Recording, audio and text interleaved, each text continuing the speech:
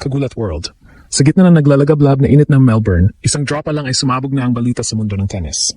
Si Alexandra Ella, ang 20 anyos na Pinay sensation at kasalukuyang WTA number 49, ay agad sinalubong na matinding hamon sa kanyang Australian Open main draw debut. Isang first-round clash laban sa American powerhouse na si Alicia Parks. Isang labanang walang kasaysayan, walang previous meeting, pero punong-puno ng tensyon at adrenaline. After back-to-back statement wins laban kay Donna Vekic sa Auckland at Kooyong, biglang panibagong pagsubok na naman ang humarang sa daan ni Alex. Malinaw ang conflict. Si Ala dala ang bigat ng pagiging kauna-unahang Pilipina sa Open era na pumasok sa Grand Slam main draw laban sa isang atletikong halimaw na kilala sa 120+ mph serves at explosive power game. Career moment kontra raw physical dominance. Sa papel, delikado, pero sa court, may armas si Alex. Elite return game, disiplina sa rallies, matalas na footwork, at mental toughness na napatunayan na niya laban sa mas matatapang na pangalan. Umuugong na ang crowd kahit hindi pa nagsisimula ang laban. Pinoy fans mula Australia hanggang US, sabay-sabay na umaasang gawing Manila vibes ang Melbourne Park. Online, hati ang reaksyon. Winnable pero dangerous, pero isa ang sigaw. Go Alex! Mula sa mga heartbreak sa qualifiers noon hanggang sa makasaysayang sandaling ito, malinaw na hindi na basta underdog si Ila. Global buzz, lumalaki. Tennis insiders tinatawag itong potential breakout match. Para sa Pilipinas, hindi lang ito first round, ito ay panibagong test ng paniniwala. Abangan, dahil kapag nanalo si Alex, hindi lang expectations ang babagsak. Isang bagong era ang sisimulan. Boom! Tapos na ang draw ceremony at agad sumabog ang unang malaking balita. Si Alexandra Ella, ang 20 anyos na Pinay tennis phenom, na kasalukuyang nasa career high ranking na world number 49, ay haharap sa American power hitter na si Alicia Parks, world number 100, sa kanyang Australian Open main draw debut. January 18 sa Melbourne Park, isang first ever WTA matchup na walang kahit anong head-to-head history. Isang laban na puro kaba, tapang at high-stakes drama mula unang palo hanggang huling punto. Hindi basta-basta ang haharaping kalaban ni Alex. Si Parks ay dating world number 40 noong 2023, isang 6'1" athletic beast na may Olympic-level power serve at mga palo na kayang magtapos ng puntos sa isang iglap. Pero ang teaming, pabor kay Ella. Papasok siya sa Melbourne na may nagbabagang momentum matapos ang back-to-back statement wins laban kay Donna Vekic, ang epic 3-set comeback sa Auckland at ang dominanting straight sets win sa Kooyong. Dagdag pa rito ang semifinal run sa ASP Classic na tuluyang nagtulak sa kanya papasok sa top 50. Mainit ang laro, buo ang kumpiyansa at malinaw ang direksyon. Dito pumapasok ang tunay na conflict. Isang debut sa pinakamalaking entabla ng tennis laban sa isang veteranang kilala sa raw power. Si Ala, pasa ng bigat ng inaasahan ng buong bansa bilang kauna-unahang Filipina na makapasok sa Australian Open main draw laban sa isang Amerikanang kayang umulan ng 120+ mph aces. Pressure? Sobrang tindi. Pero kung may isang bagay na paulit-ulit ng pinatunayan si Alex, iyon ay ang kakayahan niyang maglaro sa gitna ng ingay. Left-handed creativity, elite return game, mabilis na galaw sa court, at mental toughness na hinubog ng mga comeback at kabiguan sa qualifiers noong mga nakaraang taon. Ang labanang ito ay power kontra consistency. Kapag pumutok ang serve ni Parks, delikado. Pero kung humaba ang rally, diyan pumapasok ang tsansa ni Ella. Ang kakayahang i-absorb ang lakas, baliktarin ang momentum, at gawing oportunidad ang bawat bola. Ito ang parehong tapang na nagdala sa kanya mula sa mga heartbreak ng nakaraan patungo sa makasaysayang sandaling ito. Ramdam na ang init kahit hindi pa nagsisimula ang torneo. Ang Pinoy diaspora ay rumaragasa sa Melbourne, may mga bandila, sigawan at enerhiyang parang home court. Online, nag-aapoy ang usapan, winnable but tough, breakout match at perfect test ang tawag ng fans at analysts.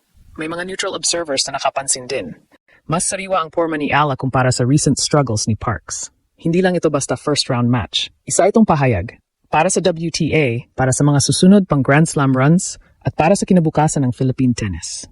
Sa ginulat ang mundo, malinaw ang sinasabi, kapag nanalo si Alex sa January 18th, hindi lang panalo ang pag-uusapan, isang era ang sisimulan. Ang comeback core ay buhay na buhay. Ang tanong na lang, handa na ba ang mundo sa susunod na kabanata? Abangan Pilipinas. Dito pa lang nagsisimula ang mas malaking kwento. Shock factor, sobrang taas. January 8 ng taktang araw at sa mismong Australian Open main draw, debut ni Alexandra Ella na agad kontra sa isang delikadong kalaban, si Alicia Parks. Career high number 49 na si Ella, habang si Parks ay nasa number 100, pero dating top 40 na kilala sa isa sa pinakamapaminsalang serve sa tour. Umabot pa sa 109 mph sa US Open history. Wala pang head-to-head, pero ang salpukan ng estilo, purong paputok. Si Parks, 6'1", right-hander, built sa power game. malalakas na serve, agresibong forehand at raw strength na nagdala sa kanya sa Lion title noong 2023. Pero kung titingnan ang kasalukuyang forma, malinaw ang contrast. Si Parks ay nasa slump. Maagang natanggal sa ASB Classic at Hobart, puno ng unforced errors, double faults, at inconsistency na tuluyang nagpabagsak sa ranking at kumpiyansa niya ngayong 2025. Samantala, si Ayala ay nasa pinakamainit na yugto ng kanyang karera. Dalawang sunod na panalo kay Donna Vekic, isang epic comeback sa Auckland, at isang kontroladong straight sets sa Kooyong, plus deep run sa ASB Classic at tuluyang pagpasok sa top 50. Left-handed siya, mabilis kumalaw, elite sa returns, matalas sa drop shots, at matibay sa mental game. Sa style matchup pa lang, parang perpekto na para kay Ala. Ang lalim ng kanyang returns ay kayang in-neutralize ang malakas na serve ni Parks, pilitin ang rallies kung saan madalas sumabog ang errors ng Amerikanang power hitter. Doon namamayani si Ala, mahabang puntos, composure sa pressure, at grit na hinubog ng mga nakaraang heartbreaks. Matapang ang prediksyon, panalo si Ala sa 3 set. May lamang siya sa porma, sa tibay ng isip, at sa crowd factor. Ang Pinoy diaspora sa Melbourne handang gawing parang home court ang laban. Kung mangyari ito, hindi lang panalo ang usapan. Simula ito ng mas malalim na run, mas mataas na pangarap, at isang bagong yugto sa Pinoy tennis pride. Sa huling yugto ng kuwentong ito, isang katotohanan ng malinaw. Si Alexandra Ayala ay lampas na sa pagiging future star. Siya na mismo ang hudyat ng isang bagong era sa Philippine tennis. Sa January 18th, sa kanyang Australian Open main draw debut kontra kay Alicia Parks, lahat ng dinaanan niyang laban, mula sa junior Grand Slam titles, araw-araw na grind sa Rafa Nadal Academy, masakit na qualifier heartbreaks, hanggang sa sunod-sunod na panalo laban kay Donna Vekic, ay nagsanib sa isang sandaling kayang magbago ng direksyon ng kanyang karera. Bitbit niya ang bigat ng inaasahan ng buong bansa, sinasabayan ng malakas na sigawan ng Pinoy diaspora sa Melbourne na parang araneta sa ingay at init. Sa gitna ng global spotlight, ang nakikita ng mundo ay hindi kaba kundi composure, hindi takot kundi tapang.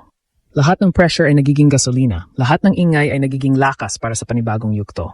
At kung mangyari ang panalong inaabangan ng marami at may matibay na dahilan para maniwala, hindi ito basta first round win. Isa itong mitsa na magtutulak sa kanyang ranking pataas, magbubukas ng mas malalim na landas sa Grand Slams at magpapatibay sa kanyang bid patungo sa top 30 at tunay na WTA breakthrough.